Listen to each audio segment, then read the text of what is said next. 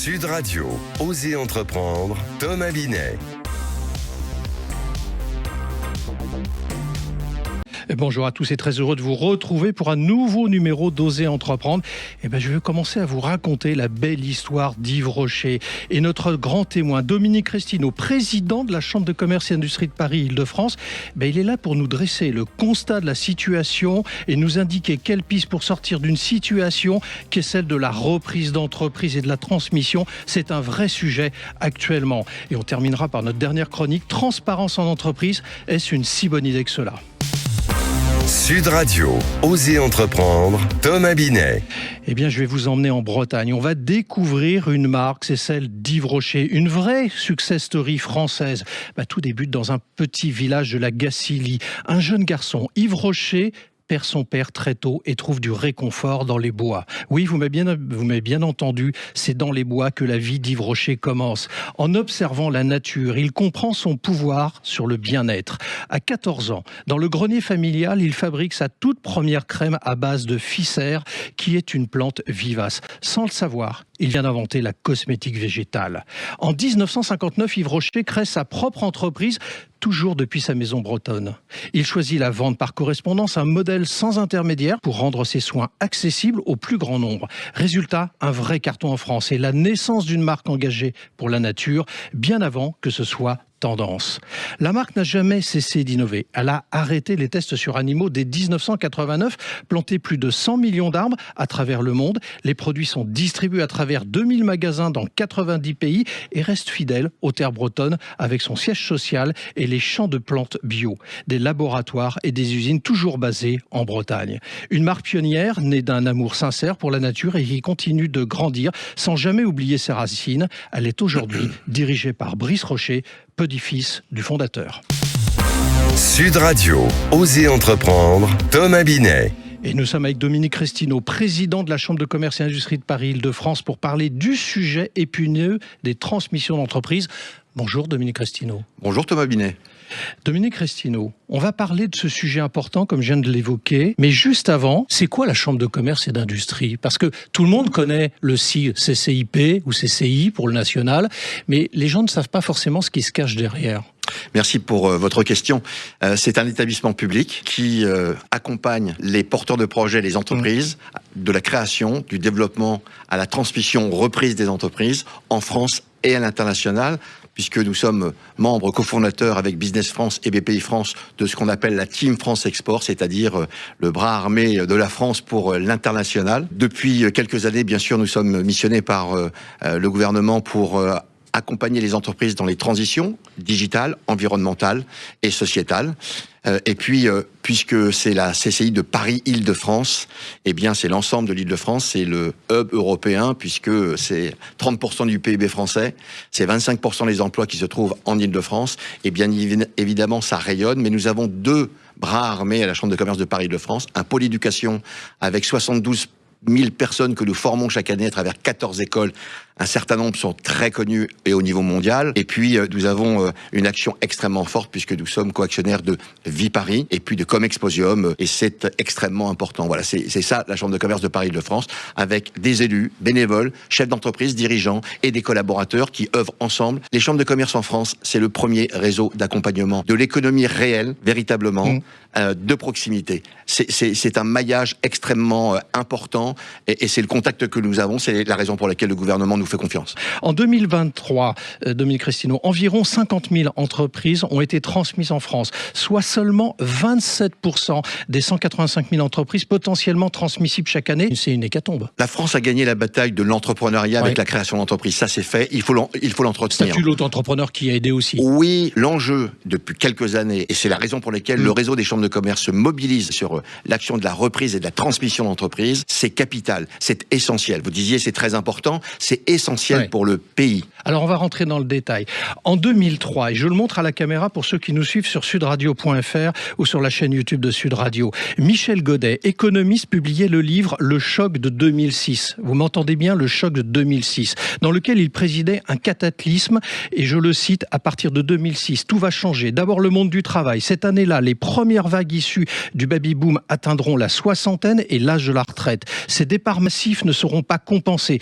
Bien sûr, Il parle évidemment de la retraite, des pensions, du temps au travail, mais aussi des entreprises et leurs difficultés à trouver des repreneurs. Sur presque 300 pages, Dominique Crestino, il explique de façon très détaillée, et c'était il y a 22 ans. On savait tout qu'ont fait les pouvoirs publics pour anticiper ce crash programmé. Alors je vous le dis, il a fallu du temps pour d'abord s'occuper de la création d'entreprises. Il est temps effectivement de devenir une génération de repreneurs. La génération reprise d'entreprise est véritablement aux portes. Ce qu'il faut faire, c'est véritablement ce qui commence à se faire aujourd'hui au niveau du gouvernement. Les ministres successifs, Olivia Grégoire, aujourd'hui Madame Louwagie, sont vraiment tendus sur ce sujet-là parce qu'il y a un enjeu. Il y a un enjeu, la difficulté en même temps, c'est qu'il y a deux marchés dans la reprise d'entreprise. Le marché caché, c'est le marché qui de gré à gré, qui se vend de gré à gré, et là ce sont des entreprises de taille suffisamment importante avec un écosystème et un business autour de cela. Sauf qu'en France, 97% des entreprises ont moins de 20 salariés, et je dirais que c'est le problème, très probablement d'ailleurs. C'est un sujet. Après, c'est comment il faut le contourner, puisque vous avez des entreprises qui ont une activité économique et qui ont parfois pas de salariés, mais il y a de l'activité économique. Et l'enjeu aujourd'hui, c'est de pouvoir aller chercher ce type d'entreprise qui existe. C'est du pouvoir économique, c'est du développement économique. Et en plus de cela, c'est du lien social. Et ça, c'est important. On estime, Dominique Crestino, qu'il y a 700 000 entreprises qui seront à reprendre d'ici 10 ans, rien qu'en Ile-de-France, et 100 000 emplois qui pourraient disparaître faute de repreneurs. Là aussi, on peut parler de crash, objectivement. C'est les chiffres qui sortent toujours parce qu'on prend l'âge du capitaine, l'âge du cédant, par exemple, 55 ans. Alors aujourd'hui, c'est un quart des chefs d'entreprise au niveau national, un quart des chefs d'entreprise qui ont plus de 60 ans. Je crois que c'est 11% qui ont plus de 66%. Et c'est là où il faut prendre le temps de pouvoir préparer la cession des entreprises. Si je complète votre réponse, si vous m'y autorisez, ça veut dire qu'il y a plus de 2 entreprises sur 3 qui n'ont pas de successeur non plus. Aujourd'hui, oui. Et c'est pour ça que c'est un enjeu, et un enjeu crucial pour notre pays. Pourquoi le chef d'entreprise n'anticipe pas la transmission? Parce que c'est une question aussi qu'on peut se poser. Il n'y a pas que le rôle des pouvoirs publics, c'est aussi le capitaine d'entreprise qui devrait anticiper. C'est tabou? Non, je ne pense pas que ce soit tabou. En tout cas, ça l'est beaucoup moins. Maintenant, le chef d'entreprise, vous savez, il est la tête dans le guidon. Et il se dit, je sais que je dois y penser, mais. Et donc, il y a les commandes, il y a les activités, il y a la vente de ses produits ou de ses services, et il est focalisé là-dessus. Il faut pouvoir prendre du temps pour préparer la cession de son entreprise. Et la préparer, c'est mettre tout en ordre de bataille. C'est aller regarder si, au sein de son entreprise, il n'y a pas des gens qui pourraient la reprendre. Si, ensuite, dans la famille, la reprise familiale, où nous avons une faiblesse en France. Donc il y a un enjeu qui est extrêmement important pour aller chercher celles et ceux qui connaissent l'entreprise et qui peuvent continuer à la faire perdurer, à la développer. Mais est-ce qu'il n'y a pas non plus une problématique fiscale et normative? Est-ce qu'il ne faudrait pas faire un choc aussi dans ce domaine-là? Je vais être très transparent, puisque c'est un sujet... Voilà, parlons vrai, d'accord. Je ne pense pas que ce soit un sujet fiscal. Nous avons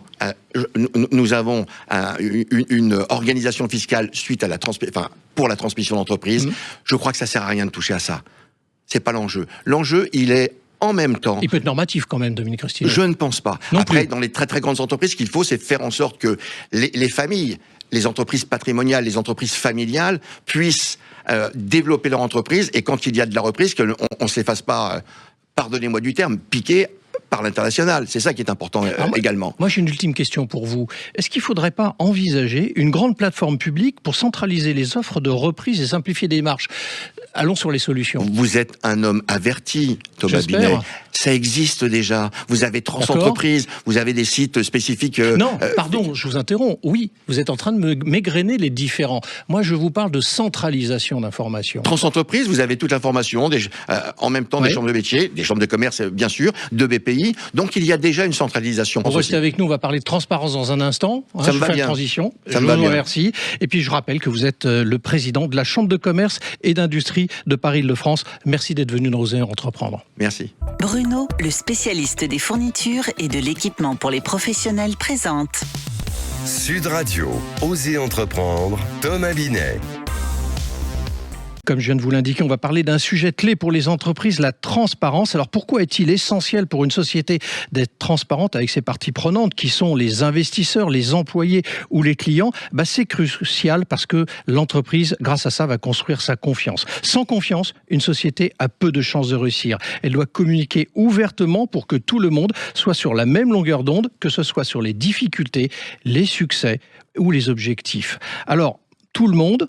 Peut-être, mais pas sûr. Et il faut être honnête et ouvert dans les informations partagées. Un exemple, une société peut organiser des réunions régulières avec ses employés pour leur parler des défis rencontrés, des succès obtenus, mais aussi des échecs. On observe que les jeunes générations se sont de plus en plus sensibles à ces points-là. Quant aux investisseurs, il est important de leur transmettre des rapports réguliers, même si les chiffres ne sont pas parfaits. Il vaut mieux être honnête dès le départ pour éviter les mauvaises surprises plus tard. Allez, concrètement, si elle rencontre un retard, par exemple, dans la production, elle doit prévenir ses clients et leur expliquer la situation de manière claire. Cela peut être fait par une mise à jour sur les réseaux sociaux ou par un email.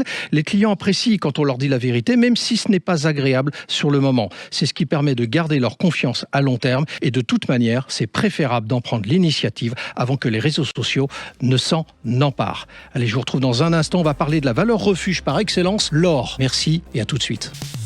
Sud Radio, Osez entreprendre, Thomas Binet.